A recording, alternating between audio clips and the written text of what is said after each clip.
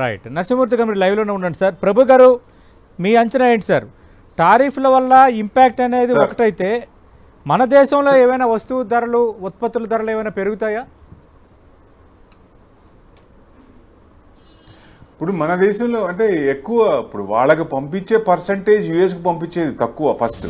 So definite గా other countries తో నరసింహమూర్తి గారు అన్నట్టు ఫ్రీ ట్రేడ్ అగ్రిమెంట్ యూరోపియన్ తో అయిపోయింది, జపాన్ తో కూడా దాదాపుగా మళ్ళీ మన ప్రైమ్ మినిస్టర్ కూడా అక్కడికి వెళ్తున్నారు. సో ఎస్సీఓకి వెళ్లే ముందు జపాన్కి వెళ్తున్నారంటే మనం చూసుకోవచ్చు జనరల్ గా.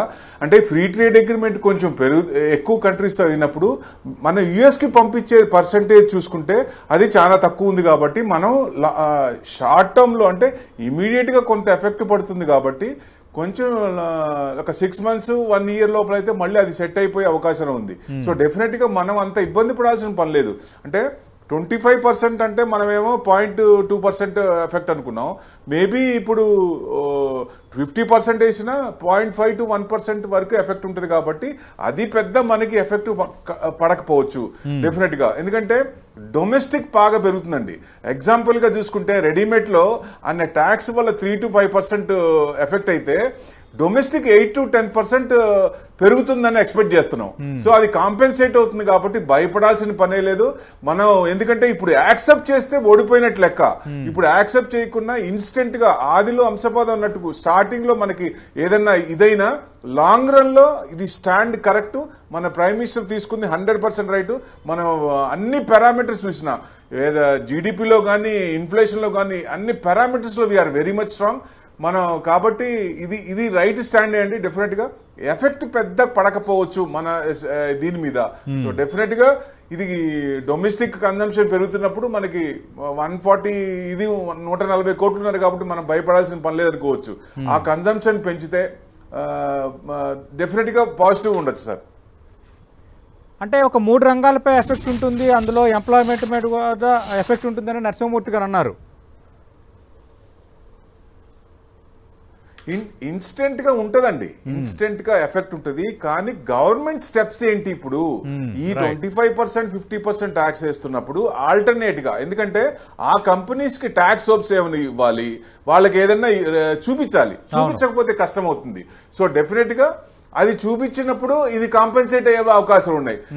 ఇప్పుడు పిఎల్ఏ స్కీమ్ కింద ఎన్ని కంపెనీలు బెనిఫిట్ అయినాయని అట్లానే ఇప్పుడు కూడా ఈ ట్యాక్స్ వచ్చినప్పుడు దానికి అనుగుణంగా వాళ్ళకి ఏ రకంగా ఎఫెక్ట్ అవుతున్నారో దాన్ని కాంపెన్సేట్ చేస్తే బ్యాలెన్స్ అయిపోయే అవకాశాలు ఎక్కువ ఉన్నాయి సార్. ఓకే ప్రభు గారు, ఈ స్టాక్ మార్కెట్స్ పై ఇంపాక్ట్ ఎలా ఉండొచ్చు సార్? ఎందుకంటే ట్రంప్ టారిఫ్స్ నేపథ్యంలో స్టాక్ మార్కెట్ కొంత హెచ్చు తగ్గులు, కొంత మార్కెట్లు పడిపోవడం అనేది మనం వాచ్ చేస్తూనే ఉన్నాము.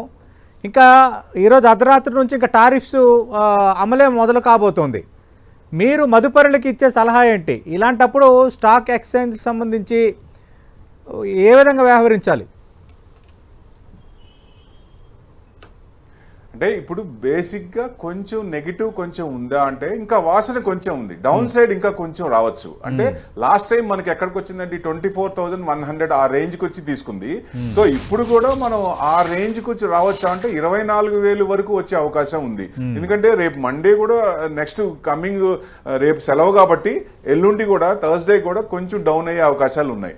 సో ఇది ఉంది కాబట్టి కొంచెం ఎవరైనా ఇన్వెస్టర్స్ ఉన్నప్పుడు రీట్రేస్మెంట్ అవుతోంది. ఇది రీట్రేస్మెంట్, ఇది సర్వసాధారణం. బుల్ మార్కెట్ లో ఫాస్ట్ అండ్ ఫ్యూరియస్ కరెక్షన్స్ ఉంటాయి. ఇది మనం బుల్ మార్కెట్ లో still we're intact, no doubt at all. Investors భయపడాల్సిన పని లేదు. ఈ రీట్రేస్మెంట్ ని అవకాశంగా తీసుకోవాలి.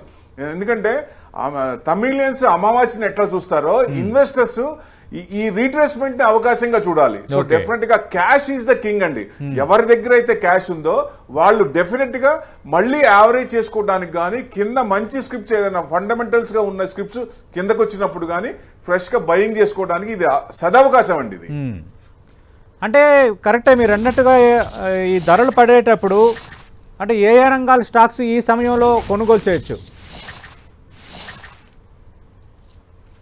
అంటే ఇప్పుడు మెయిన్ ఎఫెక్ట్ మనకి అన్ని రంగాల మీద ఎఫెక్ట్ పెద్ద ఎఫెక్ట్ ఉండకపోయినా ఇప్పుడు మెయిన్ ఫార్మా సెక్టర్ ఉందనుకోండి, దీంట్లో టారిఫ్ లో లేదు 250% ట్యాక్స్ అన్నారు.